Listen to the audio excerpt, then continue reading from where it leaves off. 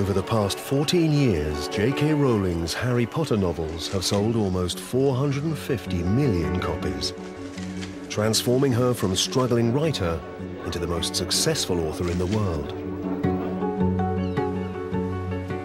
But Jo has been unable to share her success with one of the people she cared about most. Mum died when I had just started writing Harry Potter. It's a real regret, actually, that I never even mentioned it to her, that she died without knowing anything about something so huge. She knew I had literary ambitions, but she never knew that I'd had the idea of my life to date. My mother's maiden name was Anne Volant. She was a quarter French, and she was very interested in her French roots, but never had a chance to explore them. So the huge motivation in looking into my family history is my mother. It's very much bound up in that loss.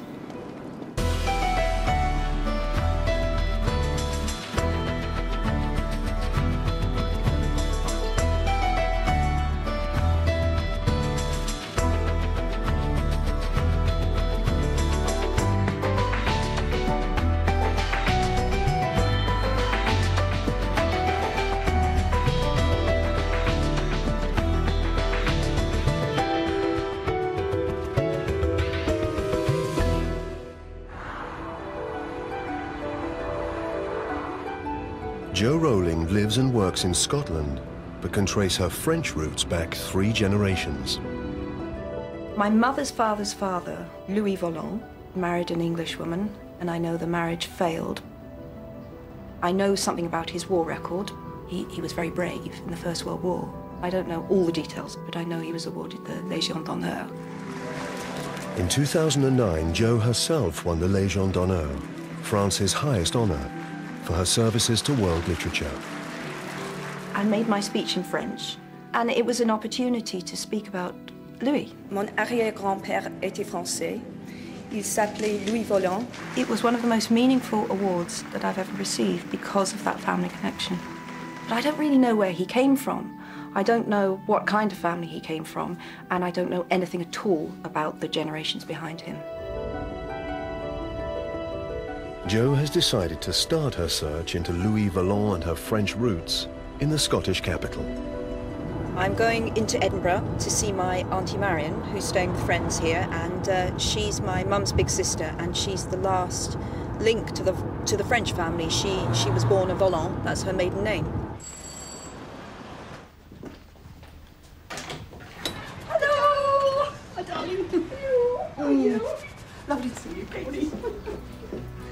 Marion Fox is Jo's maternal aunt and the daughter of Stanley Volant, the youngest of 4 children born to Jo's great-grandfather, Louis Volant, and his wife, Lizzie. Right. Marion has brought the family's collection of letters and photos to show Jo. I'm very excited. This is the famous wedding album. So this is your wedding to Les? This is wedding to Les. So this is me with my 18-inch waist. Your 18-inch and Les with hair. Tiny. There's Mum. Oh. Yeah. We had that dress for dressing up. It was pale blue. That's right, yep. Oh. This is Lizzie, your great-grandmother.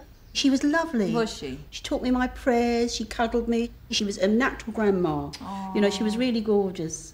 So Lizzie married Louis. Have you found Louis? Yes, there's some here. Have a photo of him here. Oh my God. He's incredibly handsome, Never isn't he? seen that before. It's gorgeous, isn't he?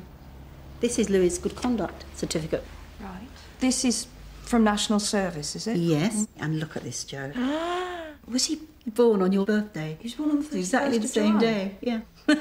Oh my God. How bizarre. Same date as me and Harry Potter. That's right. And he was born in Paris. In the 10th arrondissement. Wow. And I think this is a photo of his mother. Oh my God. And her name, would you believe, is Salome Chouk. Yeah, So- very strong-featured lady. What do you know about her? Very little. Just that she grew up in the countryside in France. Right. So when did Louis arrive in England, and why did he come to England? We know he came over in the 1890s, and he worked over here as a waiter. in place like the Savoy. And he was Classy joints. Oh, classy joints. Classy joints. And that's where he met Lizzie, who was working as a nursery maid for a family off Marble Arch. Oh, wow. Have a look at these. They're all letters that Louis wrote Lizzie over the years, right from when they first met. Wow. They made me cry. They are so lovely. Dearest Lizzie. And everything is, my dearest Lizzie. This was written about 1896. Right. And he was having to go back to Paris to do his national service. Now, darling, just have a little more patience. Think this shall be one of the last letters I am writing to you. So with all my fondest love and kisses to my dearest Lizzie, from your own forever, Louis. P.S. Write soon, Liz. Time will fly now. Now, ta-ta, my love. Oh, it's lovely, isn't it? It's so sweet. And that is Lizzie and Louis' wedding photo. Oh, you can see what they saw in each other. Oh, yes, yeah. She was 25, he was 22. So he was very young, wasn't he? Very young. Now, this one is the first family baby photo taken when Marcel was born. In 1901, I think it was.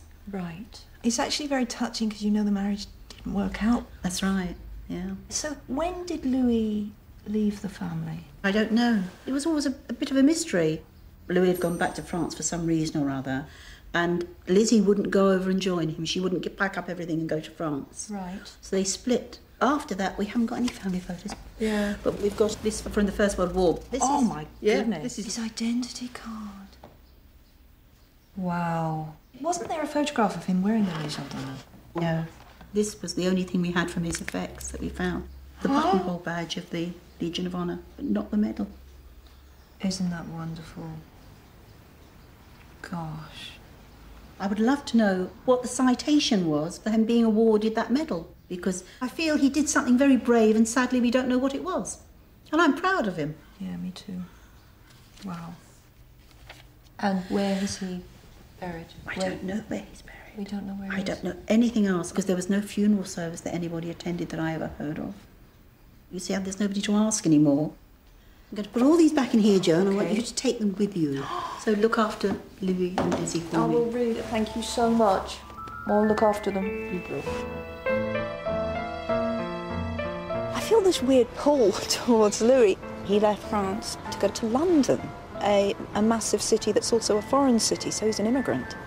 That's very gutsy. And then I found the letters so moving.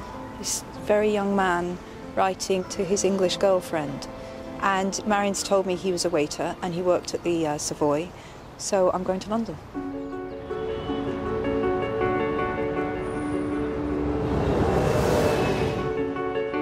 Joe's great-grandfather, Louis Vallon, arrived in London in the 1890s and worked in the city as a waiter, both before and after the First World War.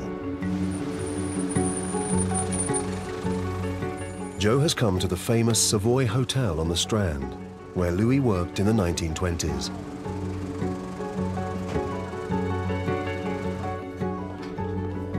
She's come to meet social historian Constance Bantman, who's been researching Louis's life in London. So we are here at the River Restaurant of the Savoy, which is where Louis worked between 1919 and 1927. And this is the restaurant in action. Wow. I love this. It's so 1920s. It's so glamorous. It was one of the best, if not the best restaurant in the whole world. Wow. And Louis was head wine waiter. He was head wine waiter? Yes. Oh, Louis. And he actually got an award for it. A French award called Chevalier du Mérite Agricole. You're joking? No, not at all. It's a very prestigious distinction. This was given to him in 1922. And here's his title in French.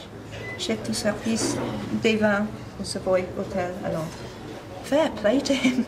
For a working-class Frenchman who's come to London, he's certainly risen in his profession. Absolutely, and we are extremely lucky in that the Savoy keep an archive of their former employees. And this is Louis' card. Louis' card.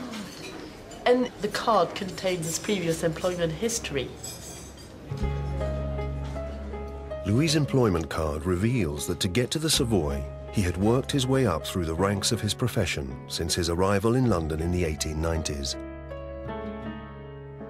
Political instability in France and cheaper cross-channel transport encouraged many young French men and women to seek work in the English capital.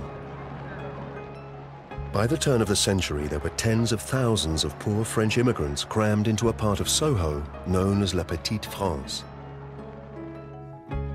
Many sought work in the city's flourishing restaurants.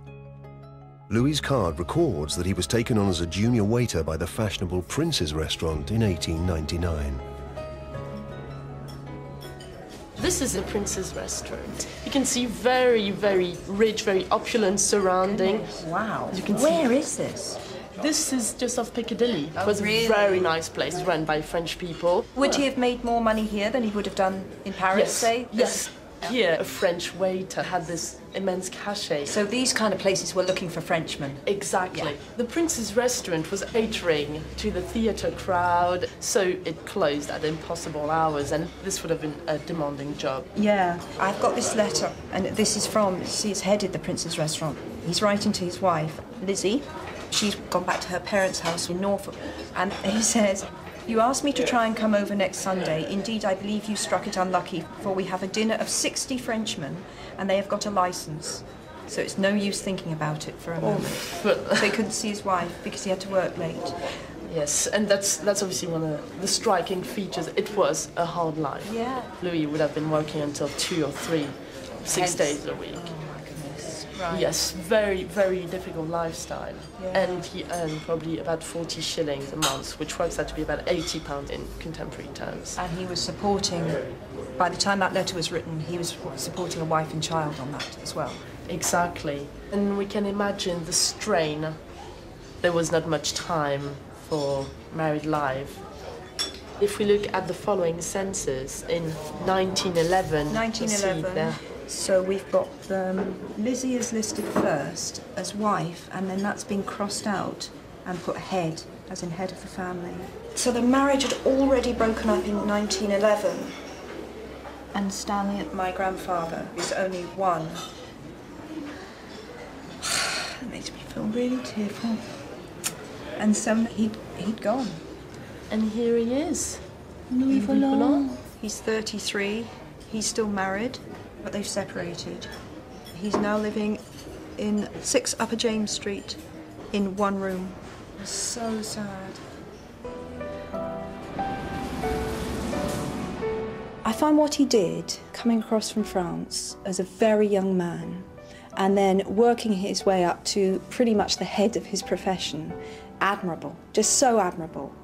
But when I saw the census where they were living apart, I felt like it was happening now. And I think the most poignant moment of all was her writing in "I am a wife," and someone else crossing that out. No, you are now the head of the family, you know. And then shortly after that, 1914, Louis was off to war. 3 years after the breakup of his marriage, and 20 years after his arrival in England, Louis Volant was called up to serve in the French army at the outbreak of World War I. I know that he received the Légion d'honneur for his actions in the First World War, but I don't really know what happened to him.